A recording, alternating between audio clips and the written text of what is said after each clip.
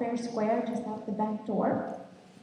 Time permitting, at the end of the presentation, you'll be given an opportunity to ask questions. Please be sure that your questions are in the form of questions.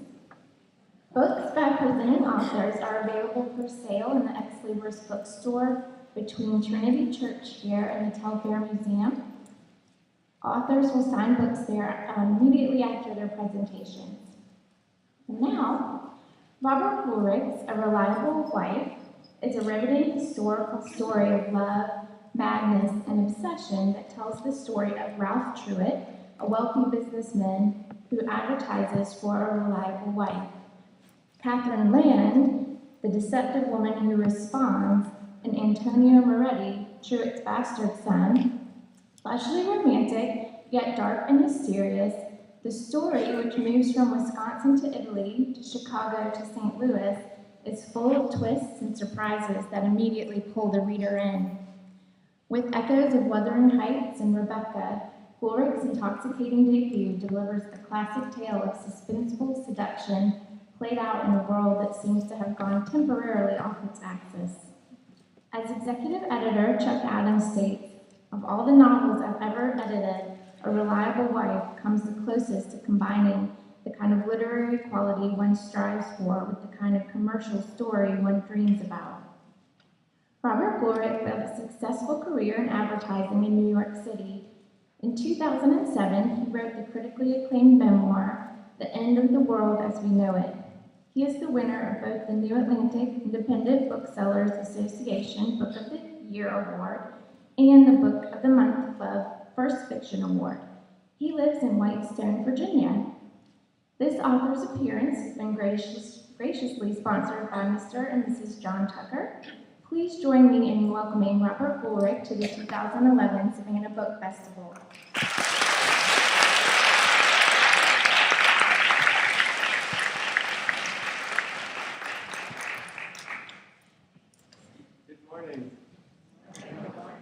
I'm so pleased to be in Savannah, the hostess of the South. And if the hostess of the South has a hostess, I would say her name is Beth Logan. And I want to thank her very much for being so kind to me. During the course of my talk, which I'm going to make up as I go along, feel free to ask questions at any point. I think the point of the point of a festival like this, which is really great because it combines kind of the seriousness of a literary book festival with the feeling of Derby Day, and I kind of like that. Anyway, if the point is to get to know me and how I work, then sometimes a better direction is given by you than by me. So feel free to ask me anything you want at any time. I'll answer any questions except about my religion or my bank account. And to break the rules immediately, I'm going to read you a little short passage from the very end of A Reliable Wife. This is especially to honor the kindness of Stephanie Duttenhaver. And it'll tell you a good deal more about me than it will about the book. So if you haven't read the book, it's not going to give the ending away or anything like that. It's a summation sort of my work in general, my life as it progresses, and A Reliable Wife as it finishes up.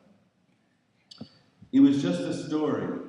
It was a story of people, of Ralph and Amelia and Antonio and Catherine and the mothers and the fathers who had died too soon or late, of people who had hurt one another as much as people can do, who had been selfish and not wise, and had become trapped inside the bitter walls of memories they wish they had never had.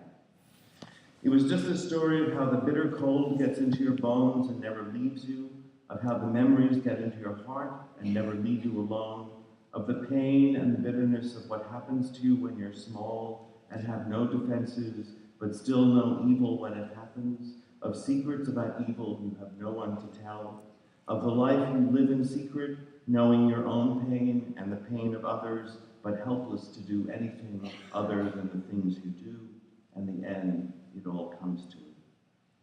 It was a story of a son who felt his one true birthright was to kill his father. It was the story of a father who could not undo a single gesture of his life, no matter the sympathies of his heart. It was a story of poison, poison that causes you to weep in your sleep, that comes to you first as a taste of ecstasy. It was a story of people who don't choose life over death until it's too late to know the difference, people whose goodness is forgotten, left behind like a child's toy in a dusty playroom, people who see many things and remember only a handful of them and learn from even fewer. People who hurt themselves, who wreck their own lives and then go on to wreck the lives of those around them, who cannot be helped or assuaged by love or kindness or luck or charm, who forget kindness, the feeling and practice of it, and how it can save even the worst, most misshapen life from despair. He was just a story of despair. So that's sort of a summary. Thank you. Let's talk about despair for a minute. Writers and despair. We talk about despair a lot more than we actually feel it, and but my life has been, in some ways, visited often by feelings of despair and events that cause despair. And always, when I was young, I used to have a recurring dream, and in this dream, there was something wrong with me, something medically wrong with me. And I would go in the dream to my mother or my grandmother or to a teacher, and I would try to say what was wrong with me. And I would open my mouth, and no sound would come out in the dream. I was unable to speak. And I would wake up after this dream, which I had probably once every 3 weeks for years and years when I was a child. And I would wake up in the middle of the night and I would be making kind of guttural noises.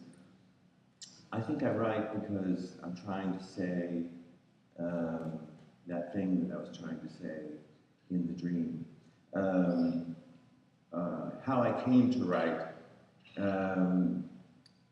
I come from a family of writers. My great-grandfather was named Johnston Cook, and he was a very famous novelist in Virginia right after the Civil War. He wrote dozens of novels, kind of, you would call them now historical romances, about the people in the Civil War. My grandfather was a journalist, my father was a journalist and a teacher. My brother worked for the Atlanta Constitution. And also, like most Southerners, I grew up in a household where the two principal pastimes were drinking bourbon and telling anecdotes. And the anecdotes would be either about people who lived in town, or there would be about people who died 150 years before. And there seemed to be very little difference in the anecdotes in terms of the vivacity of the subjects involved and the importance of the, Faulkner said, the past is not dead, it is not even past. And when you grew up in Virginia, or I'm sure Savannah, that is a truism that holds true. I wrote a novel when I was 22, and my parents disinherited me and threw me out into the world, and it never got published. And then I went to New York because when you grew up in a little tiny town in Virginia and you're thrown out of your house and cut off from your birthright, such as it was, on a teacher's salary, it's not a lot. Where do you go but New York? So I went to New York and I thought I would work in publishing. And I went around and met a lot of people in publishing, and I thought they were all just the most loathsome people I had ever met in my life. And so, like a lot of people who have some sort of talent but no particular ambition, I ended up working in advertising. And I was good at it. I was actually good at it. And when I was 32, I wrote another novel. And this time there was nobody left to disinherit me, but there were an awful lot of publishers left to turn me down. So I continued working in advertising. And I worked in advertising without really thinking, and along the way I started a novel.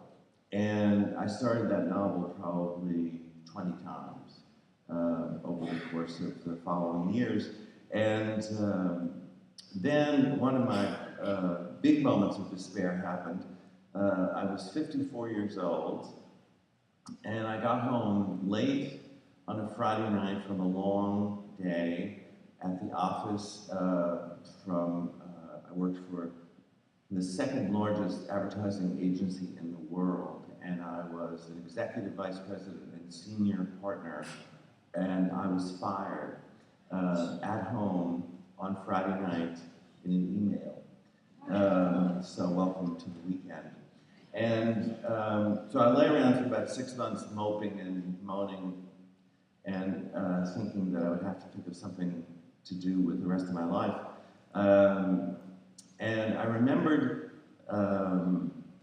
there's a scene in John Krakauer's Into Thin Air, not Into Thin Air, the one about climbing Everest. And there's a Japanese dentist who keeps being left for dead on the top of Mount Everest, and he lies in the snow with his face all frozen over for 3 days.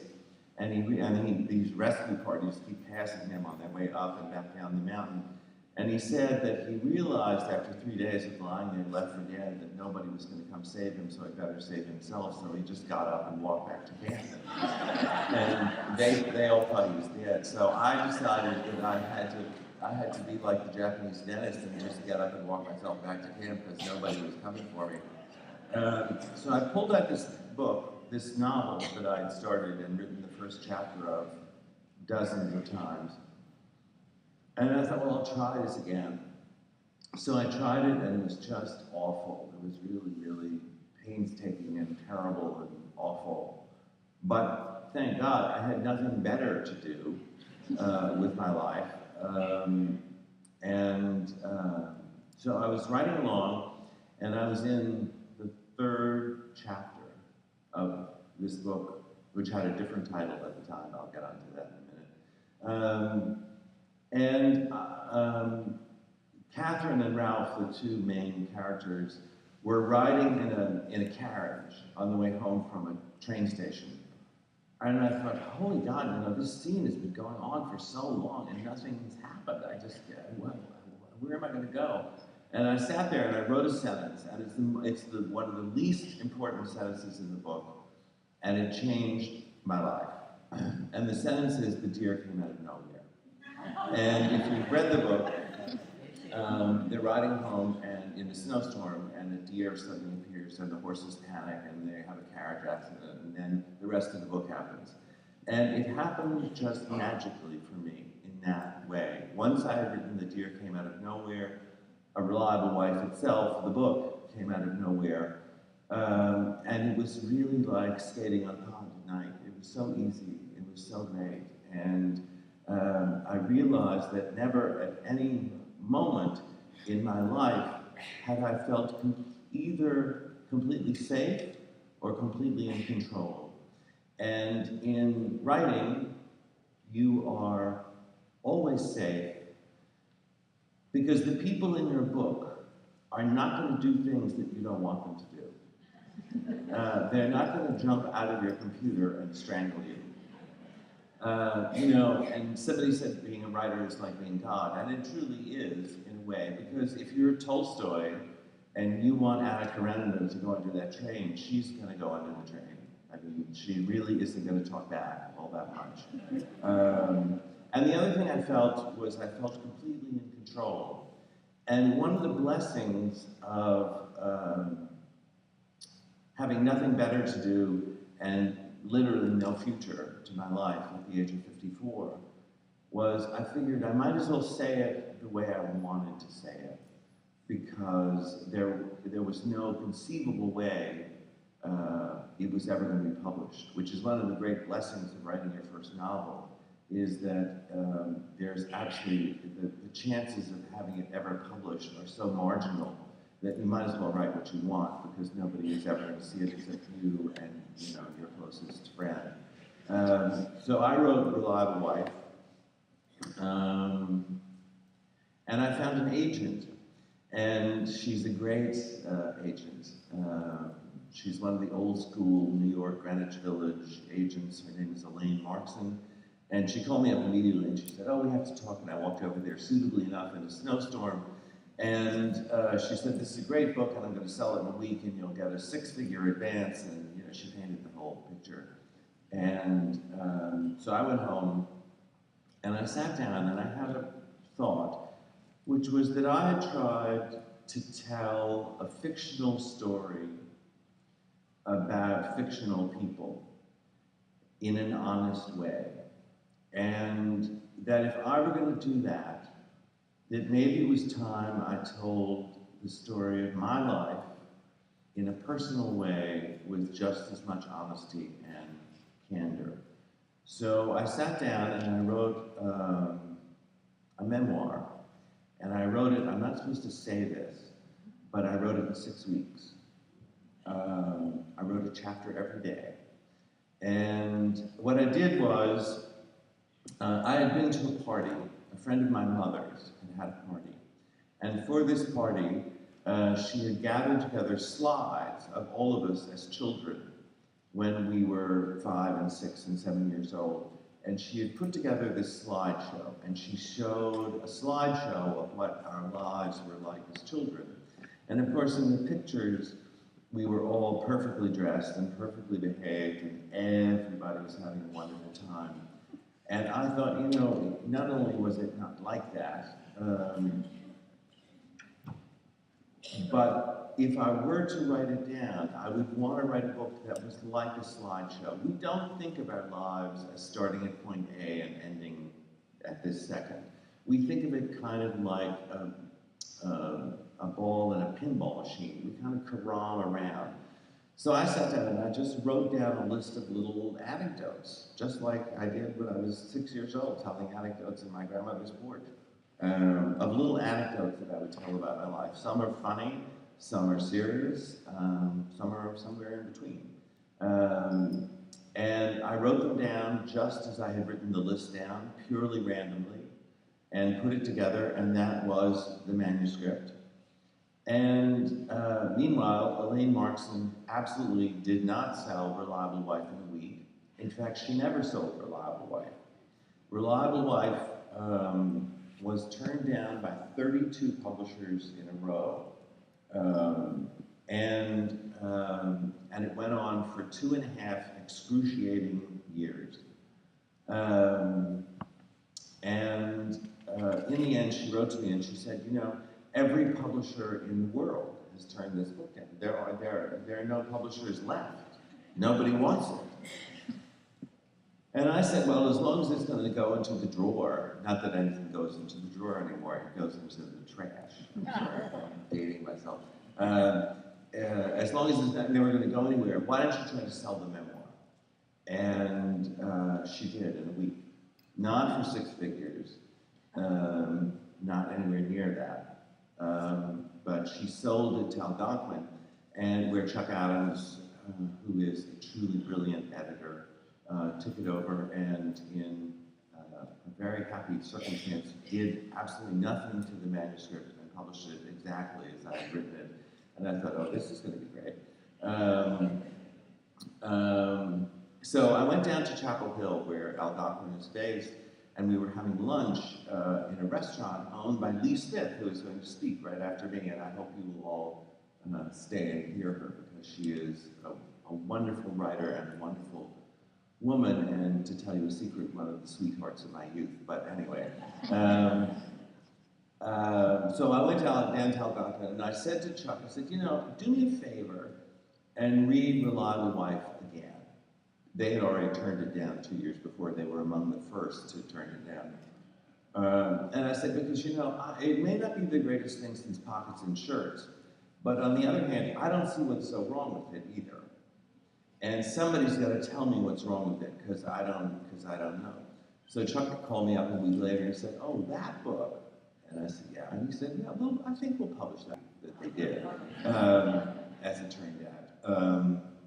I am the luckiest writer in America, I think, in that I have Algonquin as my publisher, Chuck Adams is my editor, and Lynn Nesbitt in New York is my agent now. And you could not have a better team of people to help you. Writers, I can't speak much for writers, I'm a pretty helpless soul. And people are always interested in why writers write. And going back to the passage that I read you, Walker Percy said that he wrote because he wanted to find out what happened. And I write because I want to know who these people are. I write essentially because from the age of 5 on, I have not understood one thing that happens. I don't really understand how we get up in the morning and put our shoes on. I don't understand how people get up and go to work and come home and watch television until the Tonight Show is over and then go to bed. I don't know how people fall in love. I don't know how people have children and manage that burden and that responsibility. I don't know how we pay our taxes. I don't know how we write a check. I don't know how we get our shirts to the laundry. I am a totally helpless person. Not that I can't run a perfectly decent life and put my shoes on the way everybody else does, but I do it only because everybody else does it, and I know that's the way it's supposed to be done. So it's very much, Reliable Life started because I had a vision, the way a lot of books start for a lot of people. I had an image in my mind of a woman standing alone in a winter garden, and as she walked through the garden came to life. And I'll tell you where that came from. When I was a little boy, I have a younger sister, and she was given a book that was old even when she got it. It was published, I think, in 1942, and it was called The Park That Spring Forgot. And in this park, in this book, a little girl who lives in a city that I later realized was New York City, on a little square that I later realized was Sheridan Square. She looks out on her, the little park that's in front of her house, and one year spring comes to the rest of the city and it doesn't come to her park. Her park stays covered in snow and none of the flowers bloom and nothing comes out. So she enlists the aid of a pigeon, and she and the pigeon decide that they're going to find Lady Spring and that they're going to bring Lady Spring back to this little park and see if she can't bring spring to her little park. So the pigeon flies all over the world, and he does find Lady Spring, who looks kind of like a much thinner version of Billy Burke in The Wizard of Oz. And she comes back and she walks through the park, and lo and behold, and everywhere she walks, the grass turns green under her feet, and the flowers come back to life, and everything begins to move again, and the birds come back, and everything is really happy. So I was thinking one day, and suddenly this image of this woman in a park that comes to life came to me. And I only later realized that it was because of that book that my sister had when I was a child, that it had stayed in my mind for all these years, lying dormant, just like the flowers in that park itself. But I had a problem, which was that I didn't know who the woman was, and I didn't know how she got there, and I didn't really know why she was doing what she was doing. And so I wrote Reliable Wife in order to figure out who that woman was and how she got there and why that park comes back to life. I believe that, and in a sense, in a very real sense, the memoir that I wrote as a follow-up to Reliable Wife is very much about the same thing. It's about how you bring the garden of your life back to bloom after a long, cold winter. Reliable Wife is a novel which has been criticized a lot by a lot of people on Amazon who are very free to say what they feel. And the main complaint is that there's too much sex in it. And my question is, how much is too much? One woman said it was one step away from pure porn. And I wrote to a friend of mine and said, what did I do wrong? And he had some pithy advice as to what I'd done wrong. And the other complaint is that the characters aren't likable. And the truth is, Reliable Wife is a novel which essentially is about goodness. And it's about goodness because I believe that goodness is the only thing that matters in the world. It is the only thing we have to leave behind us when we die. It is the only thing our friends will remember us for, and it is really the only thing we have in our bank account. And I wanted to write a novel about goodness, but if you write a novel about goodness and you start with good people, you have nowhere to go. So you have to start with bad people, and I don't think that that's such a bad thing. Literature, the great literature that we love so much, is filled with people who are not likable. I was thinking the other day about Jay Gatsby in The Great Gatsby. He is one of the great romantic figures in American literature, but he is not exactly what you call a likable person. The same can be true of Fagin or any number of characters in Dickens. There was a time when writers recognized that life was the combination of the bitter and the sweet, and that writing should reflect that. And there was also a time when writers believed that the thing that people really hunger for when they open a book, and the thing that they remember best when they close a book, is a really good story. So I wanted a book that had a really good story, the kind of story that I remembered hearing when I was a child, sitting with my mother and father and their friends in Virginia, and talking to my grandmother. And I wanted it to be filled with detail, and I wanted it to be very vivid, like a good story. And I wanted it to be about the redemption of people who were deeply, deeply flawed. Just as I think in many ways the end of the world as we know it is about a redemption of myself, given all of my flaws and my inadequacies and the fact that I don't understand anything.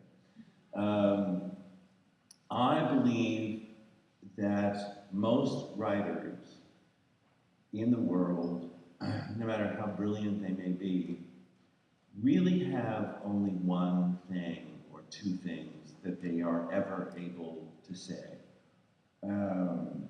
And so no matter how many books you write, it is really an effort to say a single thing. For me, it's probably an effort to say the thing that I was trying to say in my dreams when I was a little boy. There's something wrong with me, and if you would help me, I would be grateful. But I honestly believe that most writers, the thing they're trying to say is, they're trying to say to you as readers, hello, here I am, this is me. This is as honest as I can be. This is as real as I know how to say it. And so they write a novel, and at the end, they look at it and they say, well, you know, that's not quite it. That isn't quite exactly the thing I wanted to say. And so they write another book in an attempt to say the same thing. I've been, a great friend of mine says, just because you're tortured doesn't mean you can't have a great life. And I have to say that for all of my talk about despair and torture, I've had a pretty great life. A lot of things that were troublesome in my life have gotten a lot better since the publication of my 2 books. For one thing, you learn when you're on the New York Times bestseller list that people tend to pronounce your name correctly, which they've never done before in your life. one of the high points of my life, this is how trivial I am. One of the high points of my life came in December when Matt Lauer on the Today Show said my name correctly. And I felt I really arrived. You know, Matt Lauer knows my name and can pronounce it. That's the important thing. But I've been extremely lucky and reliable wife for two reasons. One is the reason reliable wife is a success is, first of all, the first reason is independent booksellers. Algonquin did a brilliant job in that they sent thousands of copies of galleys of Reliable Wife to independent booksellers all over the country. And the independent booksellers, far more than the big chains like Amazon or Barnes & Noble, God love them, those that are still in business, independent booksellers really liked this book. And so they began to sell it, hand sell, as they say in the publishing industry. They began to sell it to their customers. And the second reason Reliable Wife was a success is because of book clubs. And book clubs in this country are incredibly powerful. There are thousands and tens of thousands of them. And I'm sure many of you here belong to one. Book clubs, for reasons beyond my gratitude, have taken this book to their heart and read it in great numbers. And so it has gained attention and a following that it might never have had.